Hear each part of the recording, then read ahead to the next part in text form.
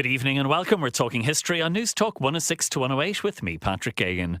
In tonight's show, we're looking at one of the most ruthless periods of Oliver Cromwell's life, from the execution of Charles I to his massacres in Ireland, as we debate whether he became a king in all but name and why Britain's first and only republic failed. You can email us your thoughts and views, talkinghistory@newstalk.com, and we'd love to hear from you. Tonight's show is on one of the most ruthless periods of Oliver Cromwell's life, from the execution of the king to the brutal campaigns in Ireland and Scotland. Cromwell's rise to supreme power was marked by violence, political cunning, and an unyielding sense of divine purpose. Inspired by the publication of the second volume of Ronald Hutton's acclaimed biography of Cromwell and Alice Hunt's new study of Britain's revolutionary decade, we'll explore how Cromwell navigated civil war and division and how his actions left a lasting bloody legacy. And to help me do this, I'm delighted to welcome our panel of experts. Professor Ronald Hutton is Professor of History at Bristol University and a leading authority on British and Irish history. His books include The Making of Oliver Cromwell, the first volume of his extended biography of Cromwell, and the second volume has just been published, Oliver Cromwell, Commander-in-Chief, published by Yale University Press. Professor Micheál Shukru is the head of the School of Histories and Humanities at Trinity College Dublin. A leading expert on the Cromwellian conquest of Ireland, he has written extensively on 17th century Irish history. Author of God's Executioner, Oliver Cromwell and the Conquest of Ireland. He's the co-editor of Volume 2 of the Letters, Writings and Speeches of Oliver Cromwell and is part of the wider editorial team. Professor John Morrell is Emeritus Professor of British and Irish History at the University of Cambridge, a renowned scholar on the political, religious, social and cultural history of early modern Britain and Ireland. He's the general editor of that comprehensive multi-volume edition of Cromwell's Recorded Words, published by Oxford University Press, and has long studied the complexities of Cromwell's political and military decisions. Well, you're all very welcome. And later in the show, I'll be talking to Professor Alice Hunt, Professor of Early Modern Literature and History at the University of Southampton, and the author of Republic, Britain's Revolutionary Decade, 1649 to 1660, published by Faber and Faber. You're all very welcome. And Ronald, I might begin with you, and I might begin with where you start the book in May Eve 1647, because what surprised me was just how vulnerable Cromwell's position was there. It wasn't completely obvious that he would be the dominant political figure, that there was a lot of uncertainty and indeed even some insecurity. Indeed, yes. The party which had always supported him and which he had supported in Parliament when it won the war was now out of power. A party which had always been doubtful about him and about which he had been doubtful was ruling the roost. And when a big military job came up, which was to reconquer Ireland, he was passed over. He's looking like yesterday's man. And Ronald, you do have some wonderful lines in the book, and I just want to quote some there because, and this is when he's talking about Ireland, and we'll get to Ireland shortly, but I just wonder, in terms of contextualising Cromwell and his character, you say he was remaining perfectly true to his nature because he had always been a killer. And then you go on to say he was a born holy warrior and Drogheda was a perfect killing field for him. Now, we will be talking about Drogheda and Wexford and all of that, but it gives us an insight, I think, into the character of Cromwell, doesn't it? I hope so. I'm not suggesting that Cromwell was a psychopath. He was a highly intelligent man and an extremely capable soldier and politician. He was not going to let bloodlust overrule any other considerations. But he also had a ferocious temper, a tendency to see the world as divided to the followers of God and the followers of Satan. And when both of them came together, things could get quite nasty.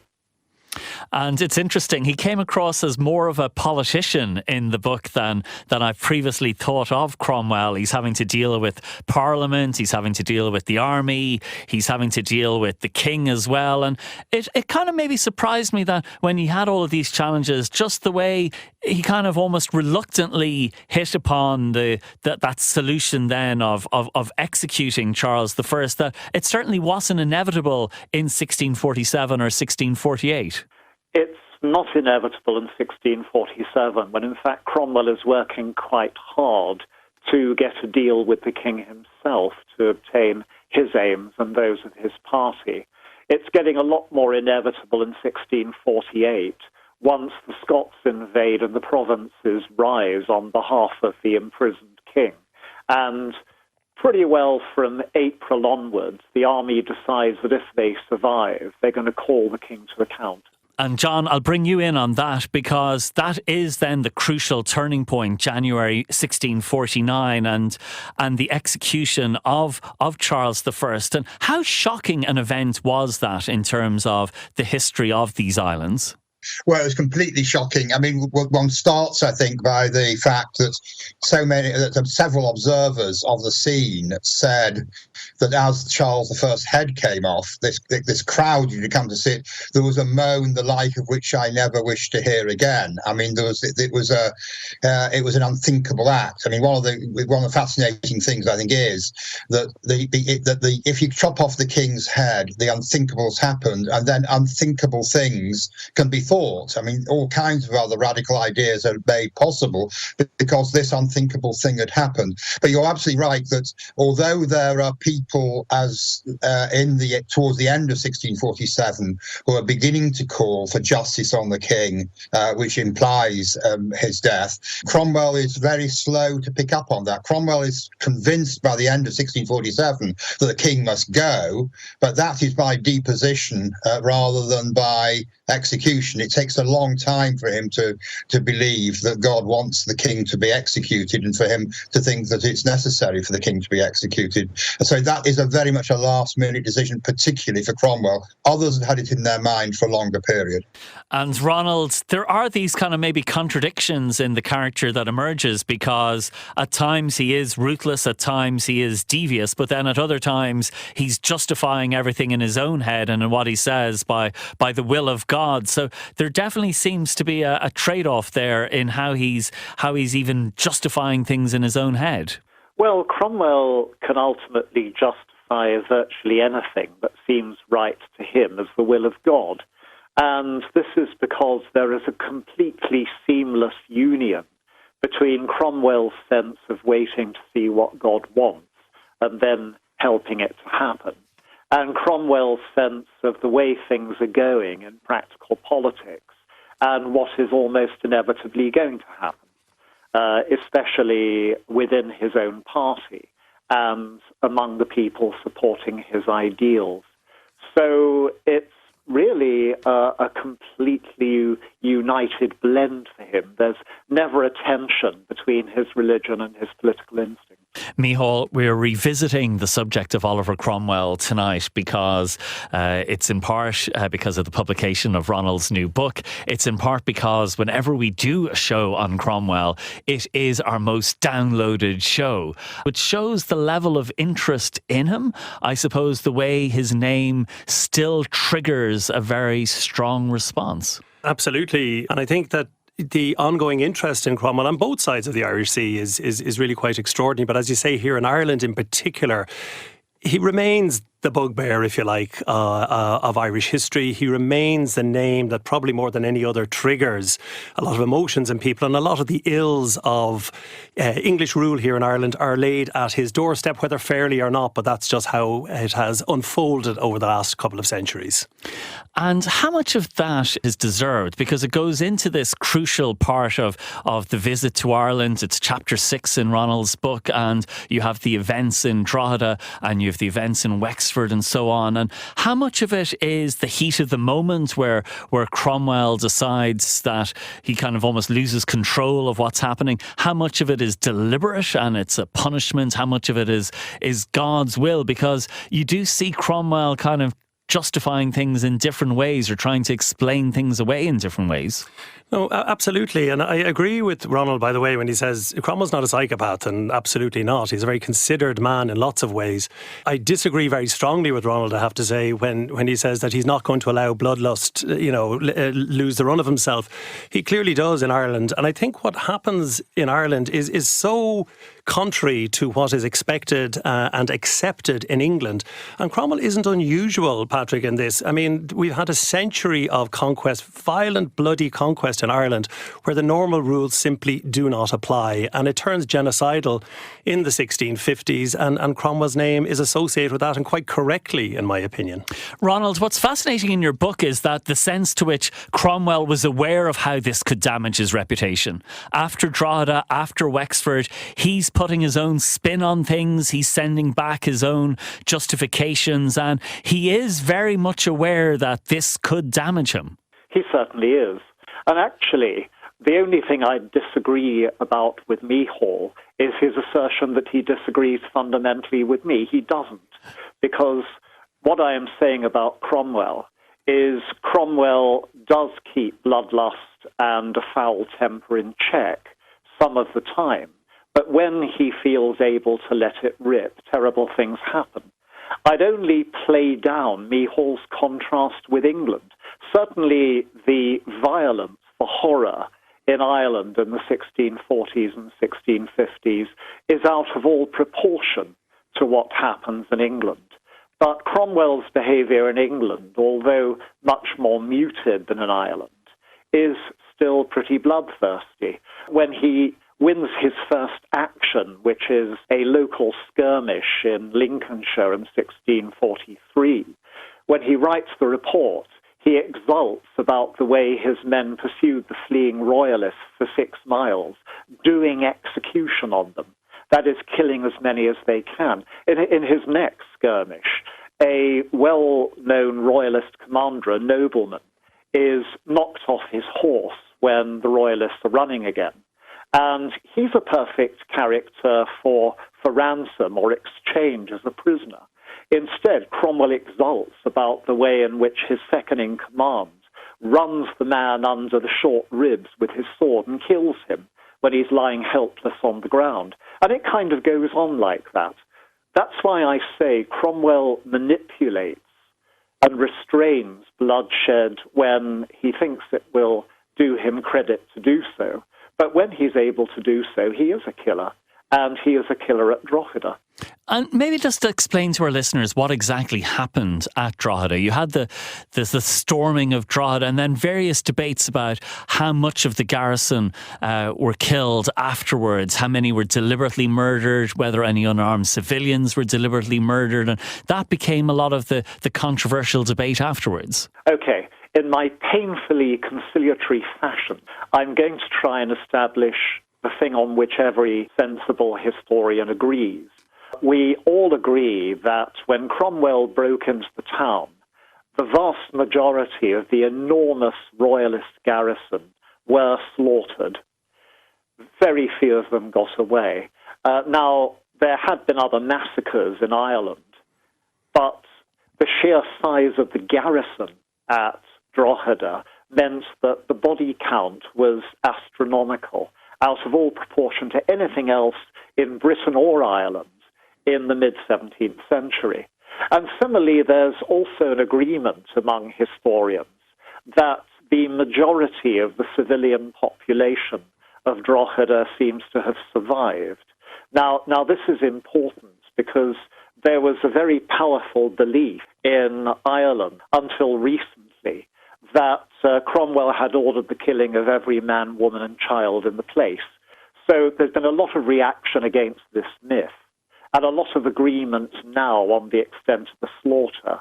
What's still in dispute, because the sources ultimately are not absolutely certain on this, is whether any women and children were killed, whether any civilians were killed who weren't carrying weapons or were thought to be carrying weapons.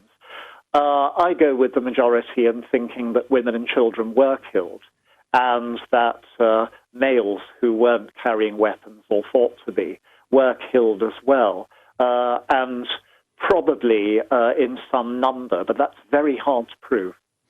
And Ronald, my sense is that Cromwell, because Cromwell was worried about how this would affect his reputation and he's putting his own interpretation on it in messages back to England, that makes me feel that he knew himself that he had gone too far there. I totally agree with that. Every time Cromwell wins a crushing victory, except now, he immediately sends a triumphant dispatch back home, bigging up the extent of his success as greatly as possible. Drogheda uniquely results in a media blackout by Cromwell and his commanders. They're clearly spending a couple of weeks trying to work out how to package what they've done. And then they do it quite effectively. Micheál, Ronald has been very good there in explaining where there is agreement amongst historians on Drogheda. Where is there not agreement? No, I think Ronald has outlined very effectively, I have to say, in a very balanced way where current scholarship and current thinking lies with regards to Drogheda.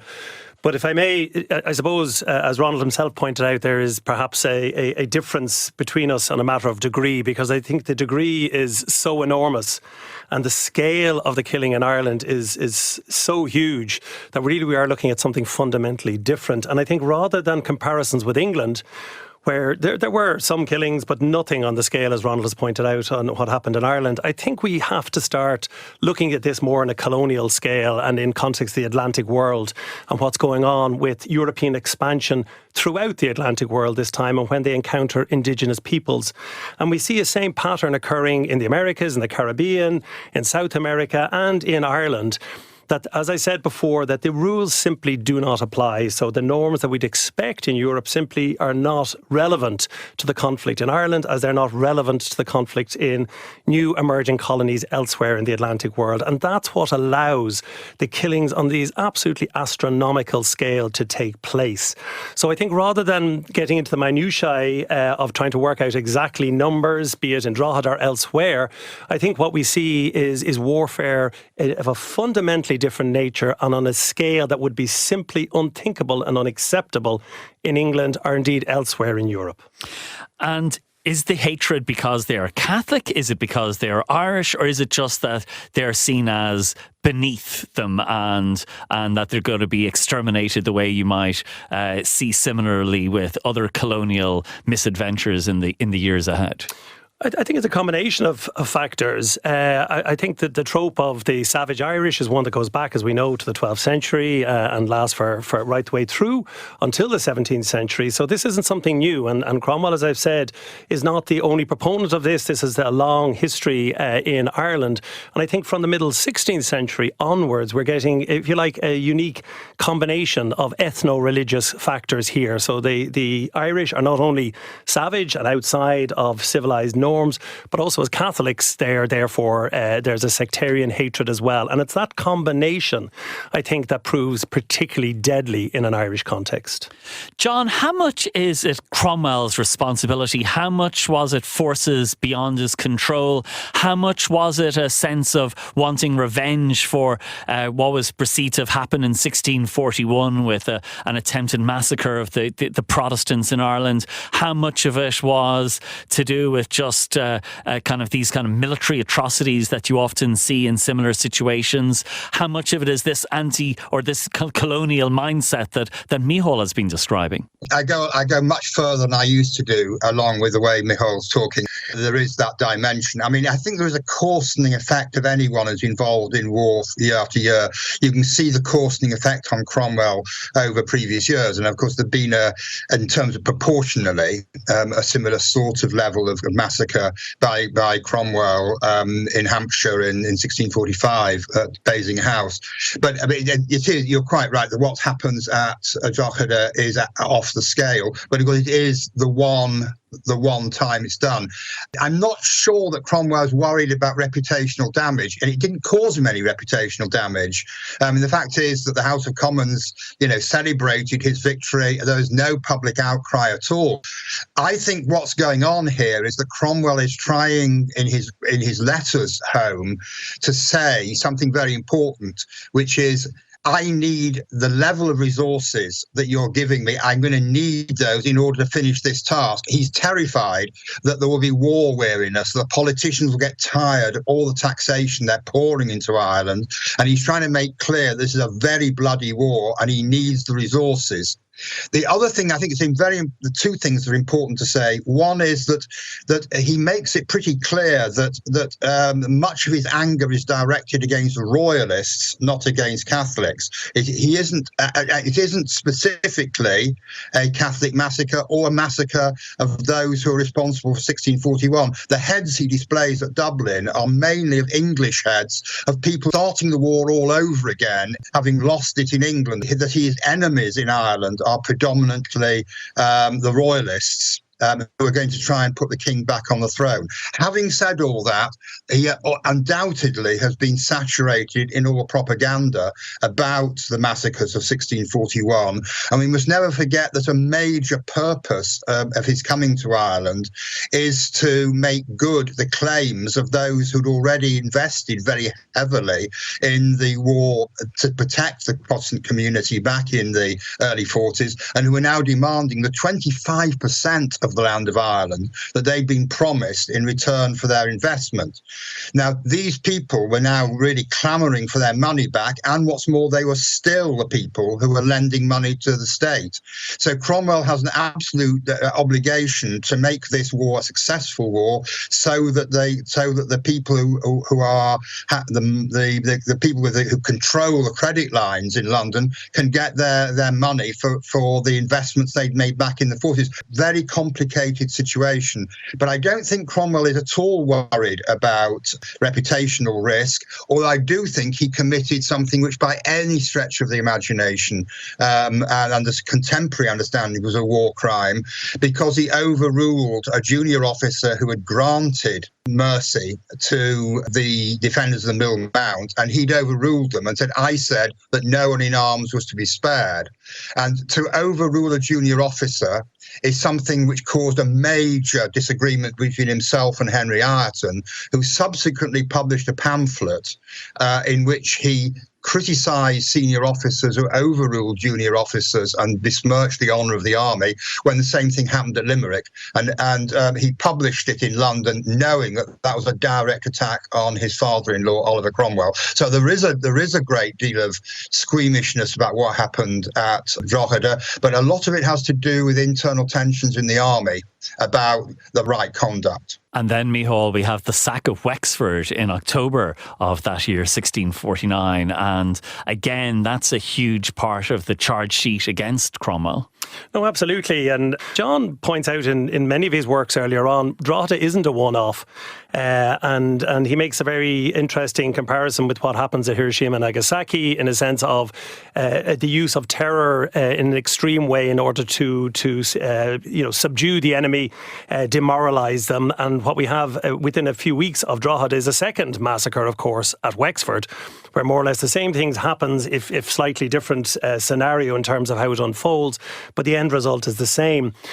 But I think, again, what I would just point out is that whatever happens in these early stages of the war, is what happens over the next 3 or 4 years is actually what's really crucial here, because this, as I've written about, is a genocidal conflict. The scale of the killing and of the loss and the depopulation in Ireland is really quite extraordinary, and anywhere from 20 to 40%, depending on which sources you look at.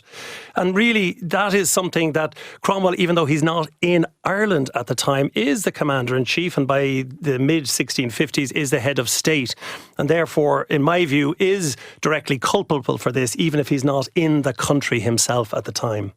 And what goes wrong in Wexford? Is it just the same again happening? Is it because you have a similar massacre of people there? No, I think what we have at Wexford is there are negotiations ongoing for the surrender of the town. And during those negotiations, a number of troops, of Cromwell's troops, are admitted into the town. And then they manage to open the gates for all the besieging forces to enter. And so a massacre begins. So Cromwell isn't directly aware of this at first, but what happens is very quickly the garrison, again quite a considerable garrison, is slaughtered with an indeterminate number of civilians. So it's quite a similar outcome, even though the events leading up to it are slightly different. And Ronald, that very powerful phrase that you have in the book, you describe Cromwell as a born holy warrior. You refer to Drogheda as a perfect killing field for him, populated by a beaten foe who represented both a cause and a religion religion that he detested and regarded as ungodly. But that idea of the born holy warrior really struck me, because that shows someone who is certainly much more extreme than the devious, conniving, somewhat insecure political figure of the earlier chapters. Yes, but that's because Cromwell's back in action in war. And so he's actually able to kill the people he thinks are God's enemies, instead of having to find gentler ways of dealing with them.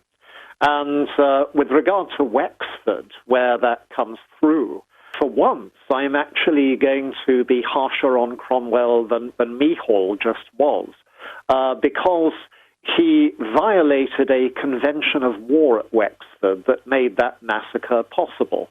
And the convention he violates is that when your enemy is negotiating for surrender, you stop attacking him. At Wexford, Cromwell ordered the assault on the town to keep going, even when he was allowing the people inside to negotiate a surrender. Now, that could be because he suspected them, as they'd done once before, inside, of breaking off peace talks. But nonetheless, it resulted in a situation whereby the commander inside lost attention, and so the attack was able to get into the city and the massacre occur. And had Cromwell been more honourable in that context and less ruthlessly pragmatic, it wouldn't have happened. The town would have been able to surrender.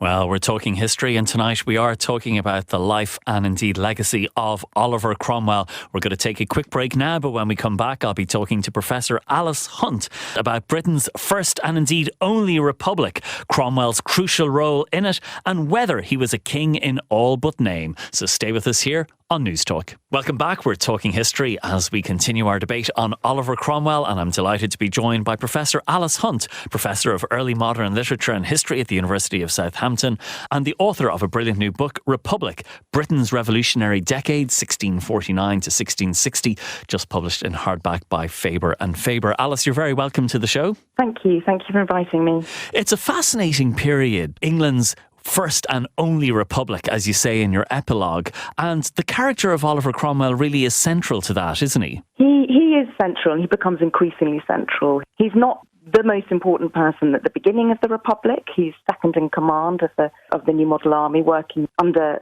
Sir Thomas Fairfax. But as he leads these extraordinary victories and controversial victories in Ireland and then in Scotland, he becomes the kind of hero, military hero, and is given more recognition and power by the Republic until he then is made Lord Protector at the end of 1653. The Republican experiment that's been put in place since the execution of the king has fallen apart, and in its place they come up with the idea of a protectorate, and Cromwell becomes head of state. And some people see him as kind of a king in all but name. Do you think that's fair on Cromwell, or is that one of the myths that have developed around him?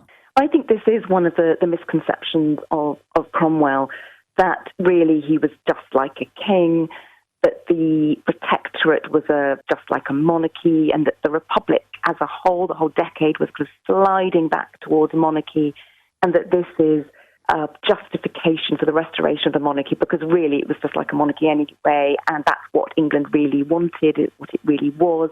It wasn't suited to being a republic. But I think this misses the differences between Cromwell and the monarchy. He was a commoner. He had absolutely no royal blood in him at all. He was ambitious and he was ruthless, but he did not want to be king. And when he was offered the crown in 1657, this is an attempt to stabilise the country, to settle the constitution for it to be recognised as legitimate. He's offered the crown and the title of king, and he refuses it. But he's refusing a title that he thinks God himself has blasted. The victories on the battlefield for him were in God's name. They were God's victories. It was Providence that was leading this and declaring against the king. He cannot, in his conscience, accept the title of king. And the title is also not exactly of king, is not really what we would recognise as king. There's a written constitution they want, which would define his powers. It wouldn't be hereditary. It would be nominated. This is a kingship with a difference. There was no coronation. There was a ceremony, but there was no anointing of the monarch. There was no understanding this was a sacred office at all. So this is a really quite new understanding of a head of state with perhaps the title of king. But he refuses it anyway. He does not want it. And it's fascinating the way you say there about God's victories. And that is something that features so much in studies of Cromwell and in your book, that the idea that God is on their side, that this is God's will, that the events that we see in Drogheda and Wexford, this is God's will being done and punishment for those who have crossed it. And it is very powerful in this period. It's really powerful, and I think we have to take it seriously. I think it's one of the aspects of the period that is so distant, makes it so distant and difficult for us to understand, that this powerful providential logic and belief that God is on their side, it's not an excuse to behave in a particular way or to go to war. I think that it's sincerely held, and particularly by a figure such as Cromwell. There's so much in the 1650s that I think feels close to us in some ways. The arguments about liberty, sovereignty, whether we should have a bicameral parliament or two, single chamber, two chambers, a House of Lords, not a House of Lords. What is the prerogative of a head of state? What is a republic? All of these questions about the people, and it feels so pertinent to us. And at the same time, there's this providential logic and reasoning, which I think is hard for us to understand. And this fueled Cromwell and many of the soldiers that were fighting with him as well. And you do talk about how you mention the name of Cromwell, and people in Ireland still talk about the curse of Cromwell, and you might have you might find these very strong emotions and very strong feelings about him. How do you view that period in Ireland? And then when you're talking about the wider Republic, how does that maybe taint it, or does it cast a shadow over the Republic? Yes, it does. I don't think what happened to Ireland can ever be forgotten, and the blame is in the Republic, and a lot of it with Cromwell. Not only with Cromwell. Once he'd left Ireland in 1650 and was preparing to move to Scotland and fight there, the redistribution of the land and what happened to Irish Catholics and being evicted from their homes and their property being disbanded, that is with the English Parliament. Cromwell certainly has to be responsible for the deaths. They've been called massacres at Drogheda and Wexford. He was leading the troops, and he does say in one letter that he was in the heat of action, and civilians were caught up in battles, and the early modern terms of warfare, which should have been adhered to, were not giving quarter or sparing soldiers who had surrendered or who weren't carrying arms. It does cast a shadow. We have to accept the belief, the principles that lay behind wanting to reconquer Ireland were shared by many in England, that the Irish were papist rebels, bloodthirsty rebels, terrible stories that were circulating around their behaviour, wildly exaggerated, but which seemed to justify the attitude towards fighting them and bringing them in, wanting to convert them, wanting to exert Protestantism. These were religious wars. Well, my thanks to Professor Alice Hunt, Professor of Early Modern Literature and History at the University of Southampton, for joining us for this part of the discussion. She's the author of a brilliant new book, Republic, Britain's Revolutionary Decade, 1649 to 1660. We are going to have her back in a few weeks' time to talk about the book, because there's so much that we want to go into about this brilliant new study. But Alice, thanks so much for joining our Cromwell discussion. Thank you very much. I've enjoyed it. We'll be back with more debating the life and indeed the legacy of Cromwell right after this. Welcome back. We're talking history, and tonight we are talking about the life and legacy of Oliver Cromwell. I'm rejoined by my brilliant panel of experts, Professor Ronald Hutton, Professor of History at Bristol University and a leading authority on British and Irish history. His new book is Oliver Cromwell, Commander-in-Chief. It's just been published by Yale University Press. The earlier volume was The Making of Oliver Cromwell, and he's a leading expert on the 16th and 17th centuries. Also rejoined by Professor Micheál Shukru, the head of the School of Histories and Humanities at Trinity College Dublin, a leading expert on the Cromwellian conquest of Ireland. He's written extensively on 17th century Irish history and is the author of God's Executioner, Oliver Cromwell and the Conquest of Ireland. He's the co-editor of Volume 2 of the Letters, Writings and Speeches of Oliver Cromwell and part of the wider editorial team. Professor John Morrell also rejoins us, Emeritus Professor of British and Irish History at the University of Cambridge, a renowned scholar on the political, religious, social and cultural history of early modern Britain and Ireland. He's the general editor of that comprehensive multi-volume edition of Cromwell's Recorded Words published by Oxford University Press, and has long studied the complexities of Cromwell's political and military decisions. And earlier there we were joined by Professor Alice Hunt. And John, I wanted to ask you about Cromwell's reputation and about how he has been such a hero to some in England, not to all, but certainly a hero to some, and then viewed as a hate figure by others in England, in Scotland, in Wales, and of course in Ireland. Yeah, he was at a low point from fairly early in the Restoration when the defeated party, the Protectoral Party, wanted to see him as the traitor who'd let down the revolution. I mean, a bit like Napoleon after his downfall. And, of course, the Royalists loathed him. So there was nothing but odium and silence. I mean, people were either silent about him or right through the 18th century. And then he becomes back in a big way in the 19th century, particularly through the work of Thomas Carlyle, who produced the first edition of his words and who saw him as a man who bestrode his age, a man who lived out liberal values of overthrowing tyranny in all its forms. And his deeply influential edition made him a hero, particularly to religious nonconformists, Protestant nonconformists, a hero, and to the working class and to the movement for democratization. And there's a huge amount of creative thinking goes into that. But from that point onwards, he becomes someone who I think probably has a majority positive image in Britain, but not, of course, ever in Ireland, except, I suppose, amongst Ulster Protestants. And that carries on so that by the year 2000, for example, when Radio 4 in Britain had a poll of the greatest ever Britons, he came third. And when the television did another Great Britons of the past millennium, he got into the top 10. People couldn't vote against him, but they could vote for him. And he was more popular than almost anybody except one or two, Shakespeare, obviously, Elizabeth I, obviously, Victoria. He's right up there. And he's remained pretty popular. He dies, and there are huge crowds, silent crowds, but huge crowds watching his funeral cortege make its way to Westminster Abbey. 2 years later or 3 years later, there are quite large crowds seeing him being hanged in his shroud and cut into quarters and his body thrown into a lime pit and his head going off to be a fairground exhibit.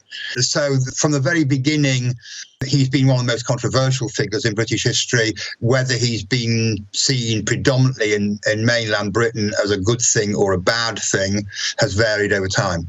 And Ronald, you have a line in your book that again struck me. You say, the actions of Cromwell and his soldiers after they entered Drogheda represent the greatest single stain on his historical reputation. And the question of how deep a stain that should be has been debated for over 100 years. And when I read that, I thought, well, wait, surely it should be, 350 or almost 400 years. But you show how really some of these debates became 19th century debates, as John has said. And it's really in that last period the most recent period where, in a way, people re-engaged with the controversies about Cromwell. Yes, we're all at the mercy of the Victorians whenever it comes to the writing of history or indeed prehistory.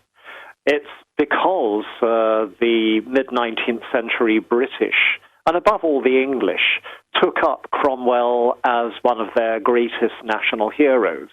That then put him so thoroughly on the map that Irish nationalists began reacting to him. And what was an already established view of Cromwell as a bogey, but one bogey among various others, elevated him to the greatest hate figure in Irish history. So it's a kind of dialectic between British and Irish from the 1840s onwards that gives us both the good and the bad Cromwell. And throughout my career, and my main difference as a historian from me, Hall and John, is that I'm much greedier and more reckless in the domain that I've taken for the writing of history. I've written about an awful lot of different kinds of history and attitudes to prehistory, but all of them really consist of doing a renovation and revision job on the Victorians and the Edwardians, checking these great foundational histories, going back to the sources and seeing which of the foundations of the 20th century orthodoxies of history are sound and which of them are rotten. And Ronald, how have people responded to your book, or if you're speaking at events about Cromwell, how do they respond in Britain to hearing about events in Ireland? Does it change how they view Cromwell, or is there a kind of an indifference or an ignorance about Ireland that unfortunately we see with things like the aftermath of Brexit and so on, where there isn't really a kind of a knowledge of or an understanding of things on this island? Indifference and ignorance reign on this side of the water regarding all things Irish. It's a constant pain to me because I was born a colonial myself out in India, and so I was brought up to regard the Irish, the Scots, the Welsh and the English as a sisterhood and brotherhood who had combined to create this incredibly successful, if short-lived phenomenon called the British Empire. And so I was brought up to regard characters like Finn McCool and Cuchulainn as my heroes as much as those on this side of the water. And then I arrived back in England and found a breathtaking ignorance, disdain, and amnesia regarding all things Irish, against which I've been banging my head in Britain ever since. And Ronald, you also then talk about the campaigns in Scotland, and that's very interesting. And does he treat the inhabitants differently in Scotland than he did in Ireland? He does to an extent, because the Scots were former allies. In fact, they were invaluable allies. Without their intervention, it's probable that Cromwell's side would not have won the English Civil War.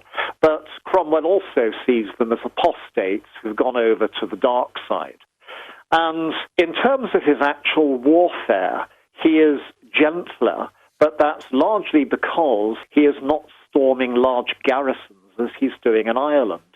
Only small garrisons get stormed, and when they're stormed, he orders them to be slaughtered. Now, we're only dealing with a few score people instead of thousands, but the savagery is the same. And when his lieutenant he leaves in Scotland, George Monk, storms Dundee in 1651. He slaughters the garrison, 700 soldiers are killed, and the place is comprehensively looted. Some civilians die as well. And that there isn't more of that is just because there's not more storming of towns. So there is a difference in degree, but I don't see it as being an absolutely wholesale one, i.e. slaughter the Irish but spare the English and the Scots. And Micheál, that is fascinating, the fact that if you had had something similar to Drogheda in Scotland or in England, he probably would be viewed differently, but there is that blind spot when it comes to Irish history in Britain. There is, and I think both John and Ronald have sort of covered, if you like, the historical legacy since Cromwell's death in the mid-17th century. But I would argue that in essence, really, we're looking in the wrong place, because Cromwell's lasting legacy in Ireland is not about Drogheda and Wexford and the arguments and debates we have about that, but actually in the settlement that comes after the war, because that is what radically transforms Ireland. It turns it into effectively a colony for huge exploitation. The land is massively transferred. The economic motivations for this invasion probably outweighed all others. That merchant adventurers need to be repaid. The army hadn't been paid in years, needed to be paid off.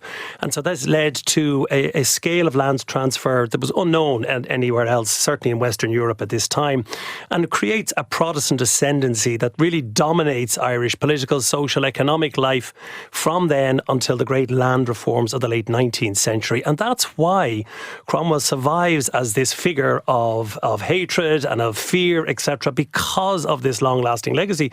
As Ronald points out, there were many slaughters and massacres in Ireland by people whose names are long forgotten, except to a handful of historians. But it's a Cromwellian settlement that follows the war that brings about this lasting impact of Cromwell's legacy and why he remains this figure of hate to this day. Because it's a conquest that's reshaping Ireland politically and socially. It's creating divisions that, as you say, last for centuries. Land becomes the huge grievance. It's a way of showing who has power and who doesn't, and who has wealth and who doesn't. And it creates the tensions that scar Ireland for centuries later. Absolutely. And one of the things I thought was absolutely fascinating is that in the folklore archive, which is in UCD here in Dublin, the two biggest characters by far who are mentioned more than any others by a long, long way. One is Daniel O'Connell and the other is Oliver Cromwell. And so right down to the level of folklore and local storytelling, etc., we get this name that Cromwell is there. And because people are living on the land, people are living on land that they see, as they believe, has been unjustly taken from them. And the person who they lay the blame on the door of is, of course, Oliver Cromwell. Ronald, what about then the rest of the period that you cover in your book, the other campaigns and his attempts to, I suppose, create this commonwealth and to establish these principles that are going to then govern Britain for the 1650s? How successful is he in constructing this new order? He's a complete failure. That's why the Republic crumbles. There was a fundamental flaw lying at the bottom of the settlements attempted by Cromwell and his allies, and that was that the vast majority of the English, let alone the Welsh, the Scots and the Irish, didn't want Cromwell and his people to be in charge and didn't want what they represented. They really did want a national church which was based on ceremony and beauty as well as upon preaching and the Bible. They wanted a national church which had the allegiance, willing or not, of the majority, the overwhelming majority of the inhabitants, preferably all of them. And they wanted a political settlement in which the three estates of the realm, that's a kingly figure and lords and commons, were represented. And therefore, because Cromwell and his people stood for fundamentally different principles from the majority of the English, I say, let alone the other nations, they were people who talked democracy but were profoundly undemocratic. They spoke of religious toleration, but what they really meant was toleration for the godly, which means them and those who supported them. So sooner or later it was going to crack because it didn't have the foundations to last. And it does seem like a huge failure, a huge blot for the Republic that it does end in 1660. You do have the Restoration that, after going to such lengths to remove the monarchy and the execution of Charles I, to just bring back Charles II, just a decade and a year later, it just seems like a monumental failure. It does, but the Cromwellian period did change certain things for good. Meehaul spoken for Ireland. In Britain, it ensured that Parliament was now a permanent part of government, and kings who wanted to strengthen their power needed to do so by taking Parliament over as opposed to scrapping it. It ensured that a large number of people utterly refused to worship inside the Church of England as it was brought back in the 1660s, making us one of the most diverse societies in terms of religion and culture in Europe, and charting a course towards the sort of country which I'm kind of pleased to live in today. And it also taught the Irish and the Scots that the English without kings were even more dangerous than the English with kings, and thereby made the Highland Scots and the Irish more inclined than before to support the Stuarts. The one thing that Micheál said about Cromwell's effect, which I would slightly alter, is that the permanence was partly a trick of history, because Cromwell's settlement was overturned in 1688. And the war that finished Ireland was not really that of the 1640s and 50s, but that of the early 1690s. And the old Ireland finally died on the battlefields of the Boyne and Aughrim. And the course of Irish history set by Cromwell was made definite as a result of the defeat of the Irish and the Jacobite royalists. John, I think we always find new things to say because there is all this new extraordinary scholarship being done, and the incredible work you've been doing leading that editorial project with Oxford University, publishing the writings and the speeches and the letters of Cromwell. We are all the time getting new insights into both Cromwell and this period of history. Yes, I mean, the 1660 isn't the end. It's a pause in a process that goes through really, in what some ways, down to 1746 and Culloden and the final defeat of Jacobitism, and the consolidation then of an English hegemony across the three kingdoms with all the things that go with it. For me, the great problem is that if you blame Cromwell so much, you let a lot of English off the hook. There are a lot of people worse than Cromwell in terms of their attitudes to Ireland. So I think we've got to be careful that in placing all the blame on Cromwell, we don't place the blame much more broadly on English colonial attitudes, which are still with us. And Micheál, I might leave the final word with you that in a way, going on what you were talking about, we need to go beyond Cromwell, we need to go beyond Drogheda and see this in terms of the land settlement and see this in terms of colonialism and see this in terms of a complete restructuring of Ireland. Oh, absolutely. We have to remember that there was a very conscious effort in 1660, both in England and in Scotland, to turn the clock back as if none of this had ever happened. Let's just pretend this was just an aberration and move on. We've got the restored monarchy and we'll try and reshape. There were changes, but nothing quite as very dramatic. In Ireland, there's no turning the clock back. And that's why Cromwell survives here, perhaps in a way and in different ways to we see in England, because the clock wasn't turned back and we're living with the legacy ever since. Well, my thanks to my brilliant panel of experts for talking to me tonight about the life and legacy of Oliver Cromwell. Professor Ronald Hutton of Bristol University, whose new book is Oliver Cromwell, Commander-in-Chief, published by Yale University Press. Professor Micheál Shukru, the head of the School of Histories and Humanities at Trinity College Dublin. Professor John Morrell of the University of Cambridge. And earlier in the show, we also were joined by Professor Alice Hunt of the University of Southampton, whose new book is Republic, Britain's Revolutionary Decade. Well, that does bring us to the end of another edition of Talking History. My thanks to my producer, Marisa Sullivan, and Peter Malloy on sound. We've got more debate and discussion